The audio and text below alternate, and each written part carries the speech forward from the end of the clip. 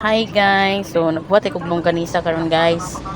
Perting kapuya magbuhat og longganisa re guys. Oy, mo na. Ug na ko nabuhat nga giant longganisa. Napa pud koy gikuan guys oh. Nagbuhat pa ko inani. Pero muna siya guys oh. Ang ingredients pork din mga everything nga mga seasoning muna nga. Kabuhat ako tulo tapos naapa ni. Tapos napa ni. Ako din gibuhat ani guys is 1 kilo kapin mo siguro nga pork. So unya guys, akong i-video kung unsa lami bagid siya. Pagkahuman din ako ani guys, ako pa din siyang pabukalan. Pabukalan ko na. Pag mabukalan siya, maluto na siya, bukal na siya, ha pa din ako siya prituhon. Dako kay na guys, ako hiwa-hiwaw nun niya kay dagko kayo. Abang-abang sa unya guys. Thank you. Ayan guys, nakagawa ako ng 9 pieces. O di ba? Dagko kay guys oh. Sus, dagko kay na guys oh. Dagko kay na guys, gabi ka dagko oh. 9 kabuk akong nabuhat sa murag 1 kilo kapin siguro to. 9 akong nabuhat nga higanting longganisa.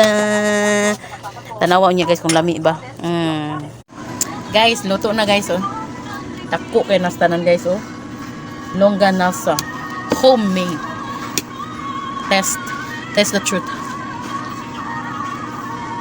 With sauce.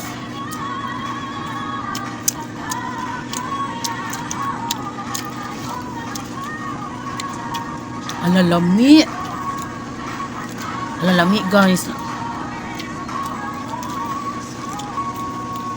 Ano siya? Na-over na siya. Kung siya na-over siya o kanang galing. Kung maan sa makan karne. Nasa desisyon ka niyo? Lami.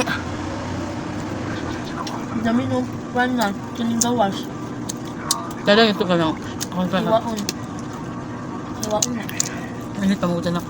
Hindi eh. Wow, sarap. Mapaparami lang ako. Lamig sa nakang tamis pero halang. Ba?